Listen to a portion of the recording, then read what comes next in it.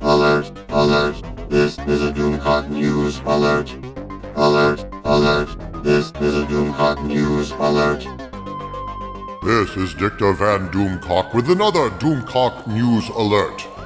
I have been dug down in my bunker at the center of the earth, behind sandbags, wearing goggles and toxic waste disposal overalls, and thus outfitted for safety and barricaded from the world. I have been reviewing the abominable Season 2 premiere of Star Trek Discovery. In that time, CBS has been having a field day, attempting to put out even more desperate propaganda about how wonderful their show has done, how bright their future is, and other assorted lies. Well, Doomcock emerges now from his bunker to burst their bubbles with the sharp pin of truth. So what really has been going on the last few days with Star Trek Discovery's fate? What say my insiders at CBS regarding exactly how Star Trek Discovery is performing specifically and CBS All Access in general? Here is the scoop. In Variety, on January 18th, Cynthia Littleton published an article entitled Star Trek Discovery Boss Talks Tig Notaro Picard Limited Series and Season 3. Well, right there, right in that headline, there is a betrayal as to how exactly Star Trek Discovery is doing. Note the date of the article, which is January 18th. I remind you, of course, that Star Trek Discovery Season 2 debuted on January 17th. And in the headline, it says, Picard Limited Series. So, pop quiz, people. How do you think Star Trek Discovery is doing if Picard is now a limited series? They never said anything about it being a limited series. They said it was going to be an ongoing series. They said it was going to be great. They were all very excited about this Picard series that they weren't spending a dime on apart from money siphoned from the budgets, the so-called laughably named budgets of these short treks. What now? What does that mean? It means that CBS is backing slowly away from the Star Trek Discovery business and all that implies. Essentially, right now, Star Trek is Alex Kurtzman and his band of feckless cultural assassins at Secret Hideout, and Bad Reboot, of course, always lurking in the background, like some kind of sinister puppet master of failure. Now, if they were still talking about the Picard series, the ongoing series, if they had funded the Picard series after the ratings numbers came in for Star Trek Discovery, if the membership to CBS All Access had spiked because of Star Trek Discovery, well, we would certainly be hearing not only that Picard was an ongoing series, we would be hearing that indeed now Picard is funded. But if you recall from my earlier reporting, any funding moving forward for Picard, for the Michelle Yeoh ongoing series about Section 31, for Star Trek Lower Decks, and the other animated bullshit series that they didn't even give a name to, they were so desperate to just get it out into the press release. All of those abominations were contingent upon Star Trek Discovery doing well after its premiere. And then we can tell how well Star Trek Discovery did in its premiere by the fact that the day after its premiere, they are talking about a Picard limited series.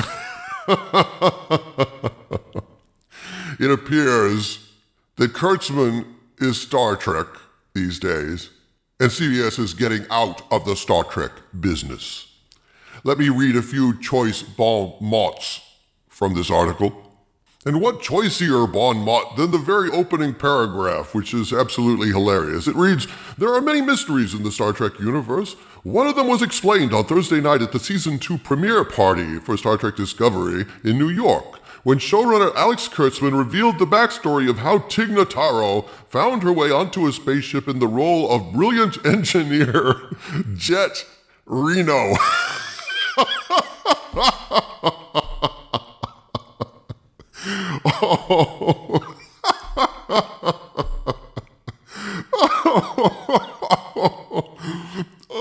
Jesus Christ, what is this? A funny book found inside your Wheaties in the 50s? Jet Reno is the name of this Tig Notaro character, which I despised, by the way. I thought she was actually more wooden than Mikey Spock, but I will get to that in the second part of my Star Trek Discovery Brother review. Yes, my Star Trek Discovery Brother review was posted yesterday, which is the reason that I'm recording this today, is because I finally have a chance to breathe. And I can tell you that Brother was so wretched that I have had to break my review into multiple parts. So you should go and check it out after you listen to this news update. It is long, it is thorough, but it is only partial. There will be a part 2 and perhaps a part 3 and 4, depending. I mean, it is that bad, people. It is the first multiple review I've ever done. Anyway, long story short, I despised Tig Notaro in that role. I just didn't know her name was Jet. An engineer named Jet. Wow. It's lucky that she's not on the janitorial staff, working on toilets. Then her name would be what? Plunger McGee? Well, to continue with the article, here's another little snippet. Now, here's a coded bit of information in this article. Given the show's importance to CBS All Access, a third season renewal for Discovery is a fait accompli. It is not. However, this is the interesting part. Kurtzman said he intends to stick around as showrunner, but he will also recruit a co-leader to help him manage the load, as he also juggles other Star Trek in-name-only projects. I inserted the in-name-only. What does that mean? My source tells me what that means is they're going to basically replace Kurtzman by leaving him in place so that they don't have to actually pay him out his contract, but he will really have almost nothing to do moving forward with the show except being a figurehead. Why you would want a figurehead who is a symbol throughout Hollywood of abject failure and shoddy workmanship, I don't know. It's like having a giant kraken as your masthead on your ship and naming your ship Lucky Pierre. I don't think you're coming back if you do that, and neither is Star Trek Discovery. I don't think Star Trek Discovery Season 3 is going to happen at all. And if they actually have to keep him for the next few years, regardless of canceling Star Trek Discovery, it will be with a so-called partner who is actually calling the shots from now on. Because Kurtzman is absolutely incompetent, has proven himself to be horrible at not only running things, but in any creative capacity whatsoever. They want to get as far away from Kurtzman as they can, and they don't want to pay him a dime. And this is going to be their method. A co-leader to help him manage the load? For that substitute, we're firing Kurtzman but letting him hang around and have an office. Kurtzman is toast. Moving on. According to the article, with post-production of Season 2 of Discovery nearly complete, Kurtzman is turning his immediate focus to the limited series that will revisit, briefly, the character of Captain Jean-Luc Picard, played by Patrick Stewart. The writer's room has spent a lot of time giving really deep thought to how do we meet fans' expectations and how do we defy them entirely, Kurtzman said. That's a really tough thing to do. No, you're really skilled at defying fans' expectations and desires thoroughly, you piece of shit. No, don't worry, you're really good at that. That's exactly why you're getting fired, you contemptible hack. Mystery solved there. According to my source, Picard is now a miniseries because Star Trek is not doing well under the steady stewardship of Alex Kurtzman. That much is clear. So now they're backing away from their commitment to Star Trek Picard. I don't know what they were going to call it. And my source says there are two aspects to this. The first of which CBS clearly has had to backtrack on Picard. as they don't want to give Kurtzman any more opportunities to fuck up their Prime universe. In October, they had announced that this was going to be an ongoing series, the Picard series. So not only now is it limited, but they also have lowered the budget. That's how much faith they have in Star Trek Discovery.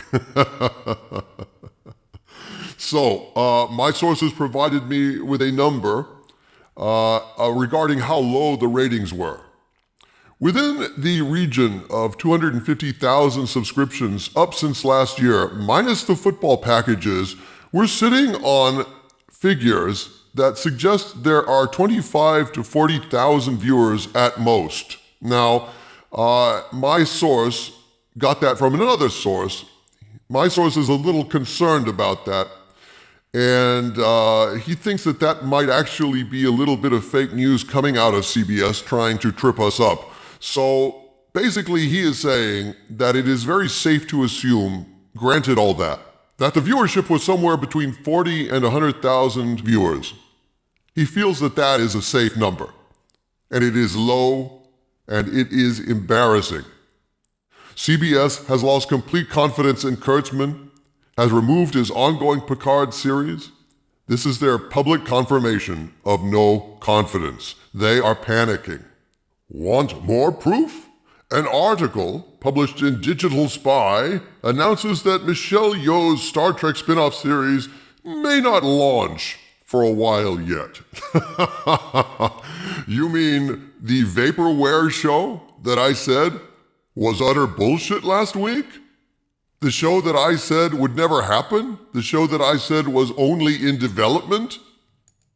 Are they telling me that this show that they announced that's going to be so fabulous and was in development is actually not really going to be coming out for a while? Apparently so. The article starts out, an offshoot show centered on Yeoh's character, Philippa Georgiou, was previously announced, but CBS All Access exec Julie McNamara revealed that they have no plans on rushing it out. The series is, quote, in development, with no date, and McNamara told The Wrap that it could be until Star Trek Discovery finishes before Yeoh's spin-off airs. The only airing here was in CBS announcing a show that they had no intention of doing to try and bolster the idea that Star Trek Discovery was a success and that everything was coming up roses. Yeah, everything's coming up daisies, and it's coming up because Star Trek Discovery is 6 feet under, pushing them up. I love this. This is just hilarious. So they have made Picard a limited series now, where it was previously announced as an ongoing series. They are canceling the Michelle Yeoh series. Excuse me, it just may not be coming out for a while. For a long, long while, my friends. So, interesting that all of these series are all of a sudden being pushed back, diminished, or canceled. That's a damn funny way for such a successful franchise to be behaving in their moment of triumph. Surely Star Trek Discovery is doing well, isn't it? Not. An article went up while I was working away in my underground bunker on the Star Trek Discovery Brother Review, Part 1, and they snuck out this little article, hoping I wouldn't notice, from Deadline.com, and it is entitled, Star Trek Discovery and AFC Championship bring record subscribers, says CBS All Access. Star Trek Discovery and AFC Championship bring record subscribers. Right, Greg Evans of Deadline. Sure it did. Isn't that funny? Well, it says, CBS All Access says the weekend combo of the Season 2 Star Trek Discovery premiere and Sunday's AFC Championship game pushed new subscriber signups and unique viewers to record levels. But here's a problem with that. And it's a very simple problem. Star Trek Discovery airs on Thursdays. So the weekend spike in subscribers, why do you think that was, kids? It sure didn't happen on Thursday. In fact, according to my previous reporting, they had a full week free and clear, with no obligation whatsoever for people to come and watch Star Trek Discovery, and there were no takers. Their numbers were below their lowest diminished expectations. And yet they sneak out this article trying to piggyback somehow on the back of the AFC Championship to say that the AFC Championship's ratings were Star Trek Discovery's ratings, that the AFC Championship interest was interest in Star Trek Discovery as well. That wasn't the case. CBS refuses to release the numbers regarding Star Trek Discovery's performance. Why? Why is that, CBS? If it's so wonderful, you'd be trumpeting it from the highest hill. CBS says the subs went up over the weekend. Yet Star Trek Discovery airs on Thursday, not the weekend. What they said in that Star Trek Discovery deadline article was total bullshit, misleading, and packed with lies. In actual fact, Star Trek Discovery is doing so well that Picard is a limited series. The Section 31 series has been canceled.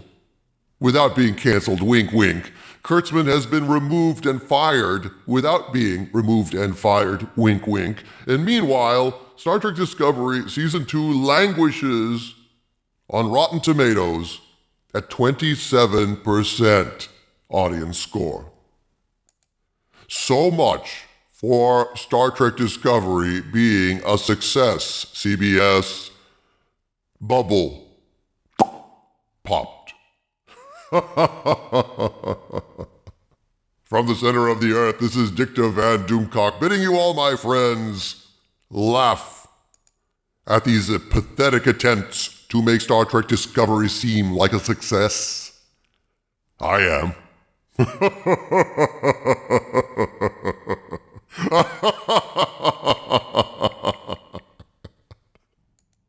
And I further bid you, my dominions, to go and watch the first part of my review of Star Trek Discovery Season 2 Episode 1's premiere, Brother. It can be found on my channel now, and I will include the link in the video description below. And Thursday night, I will be doing a live reaction video after Star Trek Discovery airs, so that you can hear my pain and reaction fresh right off the scene of the accident. So look for that live stream between 9 o'clock and 10 o'clock p.m. Central on Thursday night. From all of us here at the center of the earth, Dicta Van Doomcock, bidding you all, my friends, stay angry.